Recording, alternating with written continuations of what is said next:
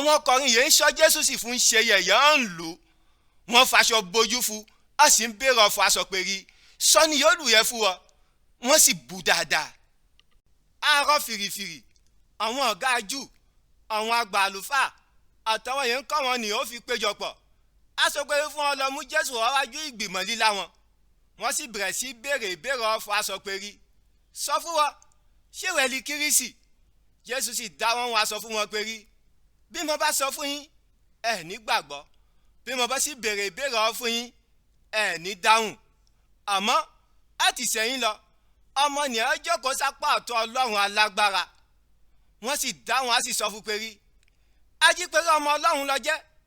Jésù sì dáhùn á sọ fún wọn péré, èyí náà ló sọ péré mi lọ.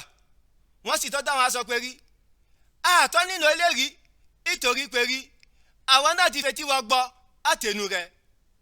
Èyí náà gbogbo ogbó sì dìde ìjọ ọmú Jésù lọ wájú baálẹ̀ Pílátù. Ìyẹn wọn débẹ̀ wọ́n bẹ̀rẹ̀ sí fẹ̀sùn kan à ń sọ péré, a rí ọkùnrin yìí ìyẹn ń da ìlú wọ̀run, à ń kọ́ fún ọmọ sanwó erí fún Késárì, a sì ń pera rẹ̀ Kírísì ọba.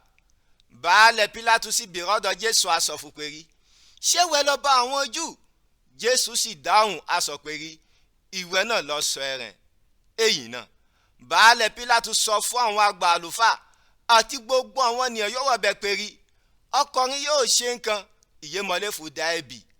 Àmọ́ gbogbo ọgbọ́n tó ń tẹnu mọ́ à ń sọ péré, ọkùnrin yẹn ń fún ẹ̀kọ́ rẹ̀ gbé àwọn ènìyàn dìde láti fún máa dà lóhùn. Àti ìpínlẹ̀ Gálílì ló gbé ti bẹ̀rẹ̀, a gba gbogbo ìpínlẹ̀ Jùdíà àfùwà ìbí.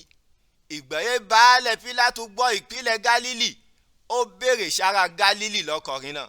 Ìgbẹ̀yẹ ó mọ̀ pé ìpínlẹ̀ yẹ baálẹ̀ Héródù ń darí ló ti kó, ó sọ fún wọn mú lọ́dọ̀ baálẹ̀ Héródù. Baálẹ̀ Héródù káyọ̀ sí wọ ìlú Jerúsálẹ́mù àsìkò náà.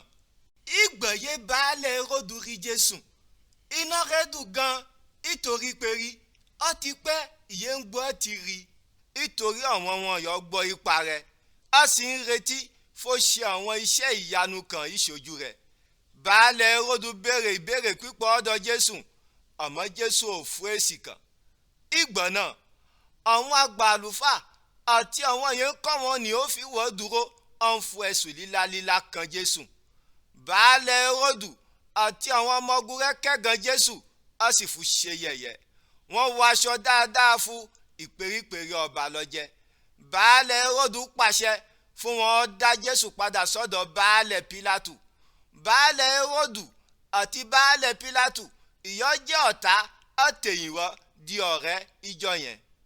Baálẹ̀ Pílátù pe àwọn àgbà àlùfáà, àwọn ọ̀gá Júù àti gbogbo ènìyàn, a sọ fún wọn péré, ẹ mú ọkùnrin yẹn wọ́dọ̀ mi ó fẹ̀sùn kan a sọ péré, ń ti àwọn ènìyàn ẹ̀yìn àti fún máa tako ìjọba Róòmù. Èmi náà káyọ̀ sí béèrè ìbéèrè ọ̀rọ̀ fún iwájú yín, mo sì rí péré ọkùnrin yóò jẹ̀bi ọkàn iná wọn ẹ̀sùn yẹ fún kan. Baálẹ̀ Héródù káyọ̀ rí èébì kan fún, ìtorí rẹ̀ lọ́ fún dá padà wọ́dọ̀ wọn. Ọkùnrin yóò ṣe nǹkan ìyá ilé fún dá ẹ̀bi ikú, màá pàṣẹ fún wọn lù ó sì fún sílẹ̀.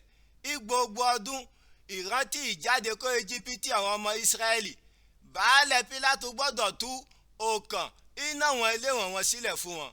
Gbogbo ọgbọ́n sì bẹ̀rẹ̀ sí kígbe ansọ̀pẹ̀rí, pa fẹ́ tú Bárábà sílẹ̀ fún wọn. Bárábà sì jẹ́ ènìyàn kan ìyà jù sẹ́wọ̀n fún ìṣọ̀tẹ̀ sí ìjọba Róòmù, ìyà ṣẹlẹ̀ ìlú Jerúsálẹ́mù àti fún ìpànìyàn. Baálẹ̀ Pílátù yẹn ń gbọ́ ti fún Jésù sílẹ̀ tó ń bá àwọn ènìyàn sọ̀rọ̀. Àmọ́ gbogbo ọgbọ́n tó bẹ̀rẹ̀ sí kígbe ansọ̀pẹ̀rí, kàn má gbélébù, kàn má gbélébù. Baálẹ̀ Pílátù sì tó béèrè fún ìkẹta ansọ̀pẹ̀rí, kí ni wọn ìdáyọ̀ ṣe? Ìrí ìdí kan ìyémọ̀lé fún dá ẹ̀bi ikú, màá pàṣẹ fún wọn lù ó sì fún sílẹ̀. Àmọ́ gbogbo ọgbọ́n tó bẹ̀rẹ̀ sí kígbe líle ansọ̀pẹ̀rí fún wọn kàn má gbélébù. Ìgbẹ̀yẹ ìgbé wọn pọ̀, baálẹ̀ Pílátù pinnu láti fún ohun ìyẹn wọn béèrè. Ó sì tú oníyẹn wọn jù sẹ́wọ̀n fún ìṣọ̀tẹ̀ sí ìjọba Róòmù, ìyà ṣẹlẹ̀ ìlú Jerúsálẹ́mù àti fún ìpànìyàn sílẹ̀ fún wọn. A sì fa Jésù sọ́wọ́ fún àwọn ènìyàn péré fún wọn fún ṣe ohun yòówù wọn.